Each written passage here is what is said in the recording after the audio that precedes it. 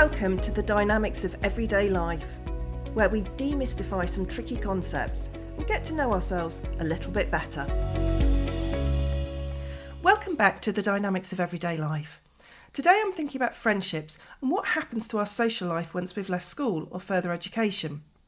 While secondary school in particular can be a brutal place, and I for one do not see my school days as the best days of my life, educational settings do offer us the chance to meet people of our own age, perhaps with similar interests, and crucially, we have plenty of time to forge these bonds. But once we scatter out into the big wide world, almost like the seeds on a dandelion clock being blown into the wind, friendship can become a very fraught and challenging situation. So what is it that impacts on our ability to make friends when we're older, and what do we want to do about this? Perhaps one of the biggest impacts on our capacity to make new friends, and even to maintain the relationships that we have, is time and our relationship to this. Once we've left the imposed structure of a school or university timetable, we become responsible for how we spend our time and where we put our focus. How we feel about ourselves can play a huge part here. How we want to appear to others can directly impact how we spend our time. Do we want to be saying to our boss that we're committed and so go over and above at work? And if so, what are our unconscious motivations here? Are we anxious about doing the right thing? Or are we driven by the desire to succeed and get ahead? Maybe we spend a lot of time at the gym or doing exercises to keep unconscious thoughts firmly repressed and away from our conscious minds. If we are spending our time at work, at the gym or doing an activity, then it follows that we'll have less time to invest in either making new friends or maintaining our old friendships.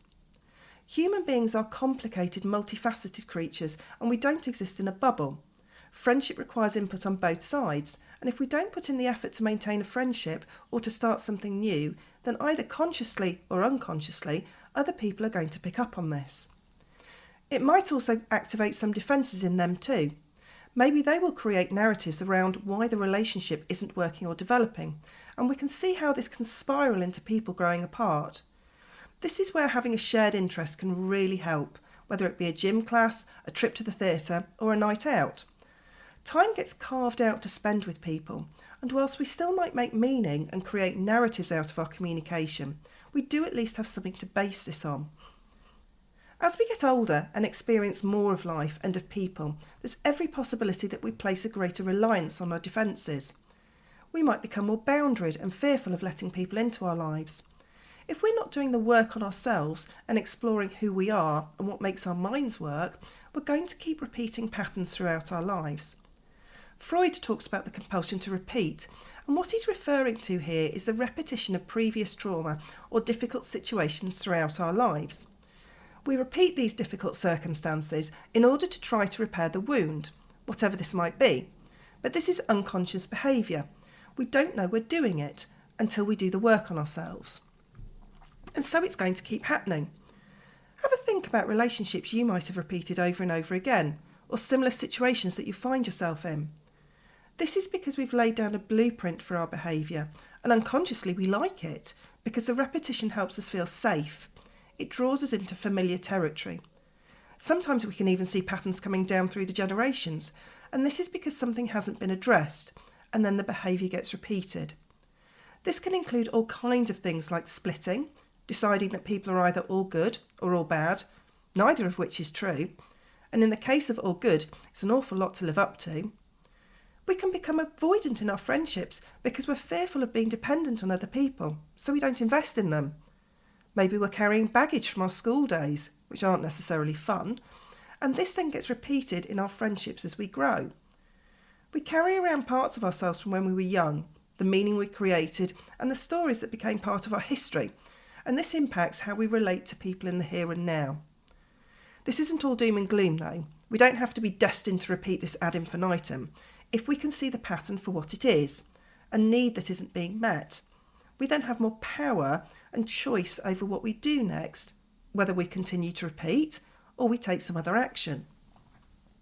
As we grow, for many of us, our intimate relationships become more central in our lives, although this might not necessarily be the case, either by circumstance or by choice. And this can bring up another block to our friendships, as unconscious rivalries can develop. Sometimes we can give our power away to other people as we place our value in how they see us. So in a romantic relationship, if we feel that our value is being diminished by our partner's focus on their friendships, we can feel threatened and uncertain. There may also be a bit of sibling rivalry between us and our partner's friends, and we know how intense that this can be. If we're feeling insecure and our partner starts to develop some new friendships that don't include us, this can kick up all kinds of unconscious feelings for us. And here we are, back at our defence mechanisms again, because we really don't want another layer of anxiety in our lives. This also works in a similar way when our friends meet new partners. If we have the security of a good friendship, then it can feel unnerving when our friend finds someone else to spend time with and focus on. Have a think about when you felt threatened or bothered by your partner's friendships, either long-standing or them developing new ones, or by your friends' new partners. Did you really not like these people? Or was it because at a deeper level you were just feeling a bit insecure? I'm not meaning this in a judgmental way. I think this is something that we all do. But by knowing why we might be doing this, it can help us gain a bit more power and awareness over the situation, which then in turn can help the anxious feelings and defensive behaviour diminish. As we grow and our lives develop, so do our friendships. Some friendships will grow out of, and some will become more important to us. There's a saying that we have friends for a reason, a season or a lifetime, and there's probably some truth in that. Our lives might take us in different directions to our friends, meaning that whilst the relationship is strong, we just don't see each other that much. Sometimes our friends die, and we're left to carry the relationship on our own. What this means in making new friendships is that we can unconsciously be looking for other people to replace what our original friends gave us, and this is fraught with problems. Unconsciously, we're looking for our original friend, and someone else can never give us what we used to have. We might see glimpses of our original friend in the new person's sense of humour, or something that we've enjoyed together, and we get drawn into a dynamic where we feel that we have that friendship and all it gave us back. But ultimately we're going to be disappointed, because the new person can't give us what we're hoping for. Potentially we can feel vulnerable at having got too close either too soon or inappropriately. And, hello defence mechanisms yet again, we might withdraw from this friendship, not giving it the chance to grow into something all of its own. We might unconsciously blame the other person for not being able to give us what we're looking for, and displace our anger or frustration at the loss of our original friendship onto the person that we were seeking to replace them with. This can leave the other person confused and unsure, possibly kicking off some defences of their own. And what might have been a friendship with a life all of its own either stalls or gets stopped in its tracks completely. Another potential blocker for us making friends as we grow can be the expectations that we place on people. As we collect memories and experiences throughout our lives, we learn how to be with people, and we develop expectations of what our friendships should look like. The problem with this can be that these expectations can either be unconscious or, if we're aware of them, we don't actually communicate them to other people. So we're going to be left feeling disappointed by the other person, despite them being unable to fulfil something that they weren't even aware of. This might be another form of defensive behaviour, as we're stopping people from getting too close to us, or we're worried that they might be disappointed in us, so unconsciously we set the situation up to fail. One final point to mention that can get in the way of us making new friends later in life is the concept of transference. I'm going to be looking at this in greater detail in an upcoming episode, but in a nutshell, this is where we repeat dynamics from our earliest relationships in our here and now relationships.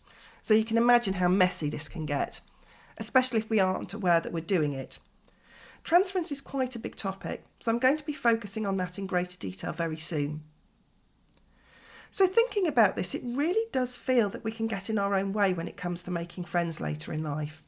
Our defences and other unconscious behaviours get activated because they're trying to keep us safe, but they might be keeping us from building important connections with other people instead. Have a think about when you've been in a position where there's been the possibility of making some new friends. How did it work out for you? Were there things that you could have done differently? Are there things that you might do differently now that you have a bit more awareness of what could be happening for you? And how could you put this into practice? Looking at ourselves at this level can be challenging and unnerving as we develop our awareness, so I'd always encourage that you do this at your own speed.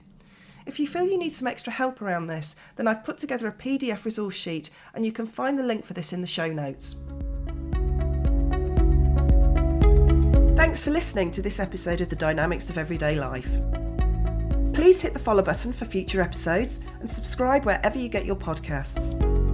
You can follow me on Instagram at The Dynamics of Everyday Life or find me on LinkedIn at Julia Rogers. I'd love to hear from you and hear your thoughts on dynamics. The Dynamics of Everyday Life is brought to you by Coaching 42 and the fabulous team at the Podcast Boutique.